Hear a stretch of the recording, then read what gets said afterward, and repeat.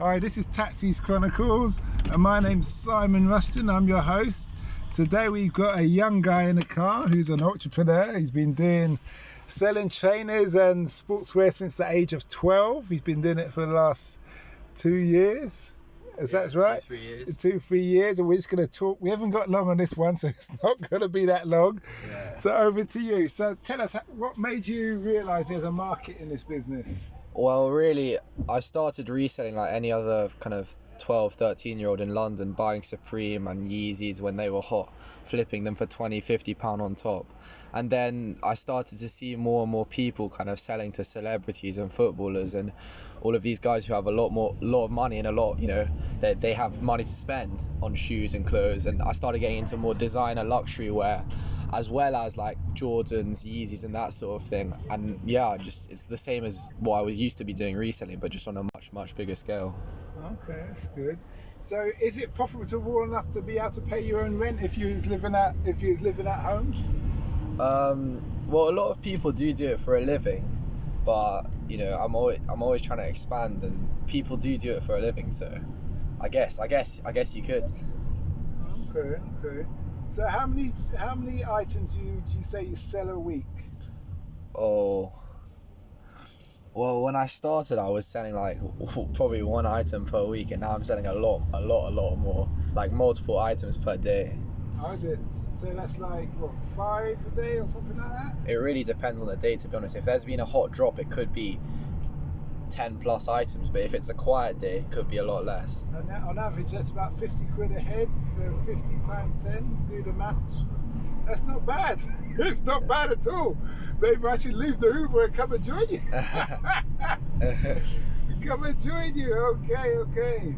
That's good. I was really impressed when I just heard what you do. Thank you. So what do you want to want to pump your line, or what your name is in the sense of your brand?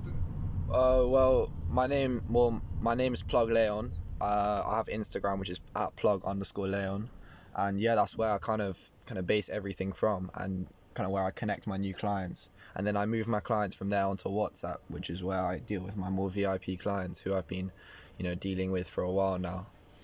So you've been dealing with celebrities or just people with money? So celebrities and footballers. So like, I've had top end Chelsea clients like Reece James, Manchester United players like Mason Greenwood. So like all of the young footballers and, big names in the Premier League, which is so sick.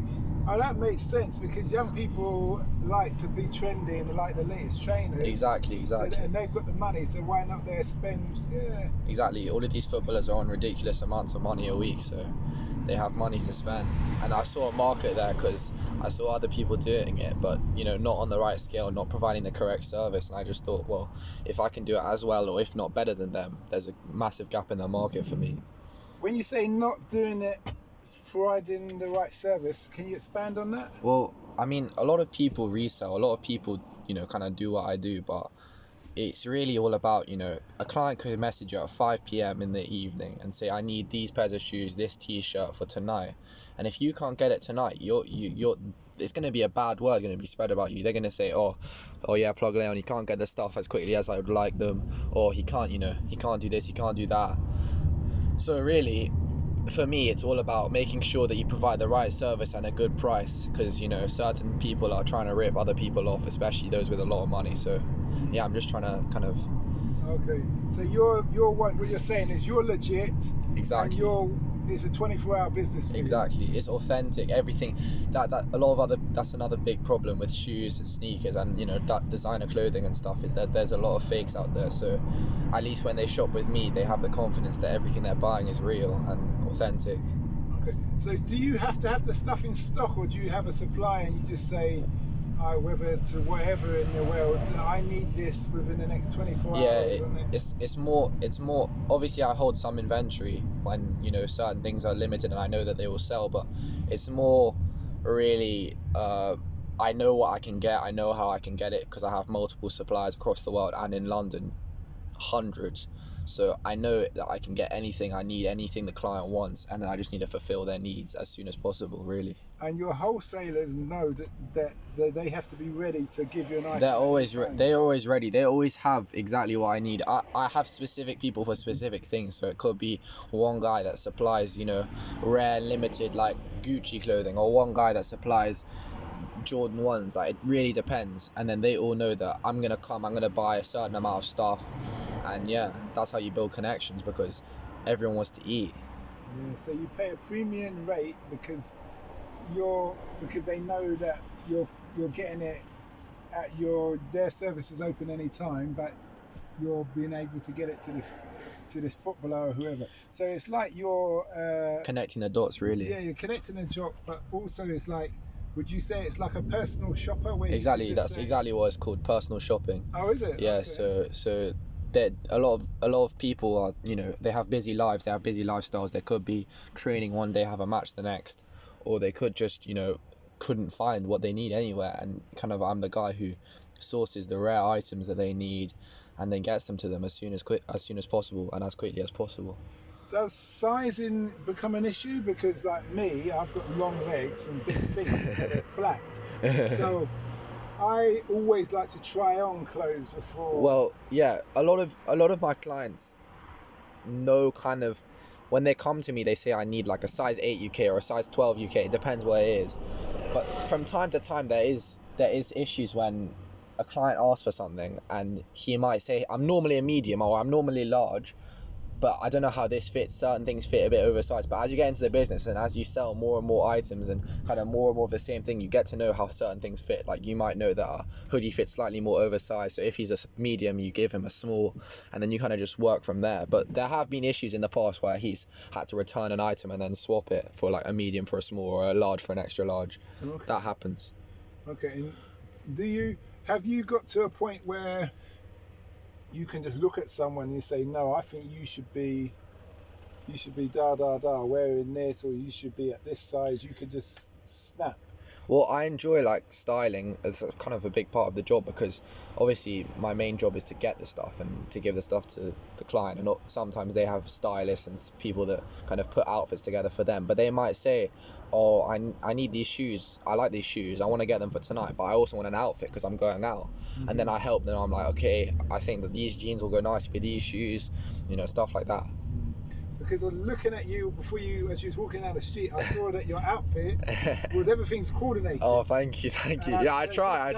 This guy does his own thing. I didn't know what you did, so we started talking. But yeah, I exactly. can see that you live what you manifest. Yeah, I've got to also, because if the client sees me and I'm wearing some crazy kind of like uncoordinated whack outfit, I can't be walking around like that, because I'm representing my brand. So you don't just you hand deliver these? Hand delivery, and I ship worldwide. So I have clients all over the world, all over Europe and in the UK. Sometimes they, obviously we've been going through a tough time right now, coronavirus, and a lot of things haven't been working as usual, and you haven't been allowed to leave the house. So I've been shipping a lot of stuff, carriers, Royal Mail, Parcel Force, all these things have been coming to my house to pick stuff up, put them in the van, get sent to my clients so they still can get their latest shoes, latest clothes during quarantine. So you must be you have a real strong relationship with these clients then? Yeah, because kind of what I kind of love doing and love to see is that at the beginning, when I started doing this, I love football, I love tennis, I love all these sports, and I strive to kind of watch it. And obviously I was kind of aspiring to be a footballer when I was much younger, but then kind of going into this business and being able to sell and meet these clients on a daily basis, it's kind of a different world. It's crazy, because then I'm not their fan anymore. I'm just the guy who like supplies their latest shoes, their latest clothes. So like that's really sick. So they probably has it gotten to the point where they said, do you want to come to a party? Do you want to? Well, obviously I'm still young, so I can't be going to parties and clubs, but they have invited me to like football games and stuff like that. You don't look young. If you see this guy, he was you said you're 15? 15, yeah. Uber, you didn't hear that. Yeah. But yeah, you don't look young. You look like, probably 18 or something. You've got a good stature about you Thank you. and all that kind of thing. So I'm surprised, but I'm happy I don't know you, but I'm just really happy for what you're doing. Thank you. I appreciate the way it. you're doing it and all that kind of thing. So future-wise, how do you see this Well, growing for you? You're still studying? To be honest, obviously school comes first, no matter what. That's what my parents always hone into me. Like, your education is one thing that no one can take away from you. So you gotta, kind of focus on your studies, and then obviously the business comes second. But as things are getting more and more popular, I'm having to get people to help me out. Started to get people to help me out last year. Kind of help me with drop-off deliveries when I can't do it, stuff like that. I want to make sure it keeps growing, make sure I keep getting more and more clients, more and more sales. And see where it takes me, because right now it's been kind of like a uncharted journey, and I just want to see where it goes. So studying wise, what are you going to do studying? So if your parents say you've got to study, well, I'm still studying now, and I'm gonna employ people to help me and help me. I'm going to employ people to help me kind of make sure the business runs smoothly when I've got my studies to do, and when I've got to go to school and I've got to go to uni. So okay. Yeah. Well, thanks for that. No worries, man. It's a great short interview, guys. I hope you liked that interview. It was spontaneous. It was off the mark. We only had 7 minutes to do it, and we completed it.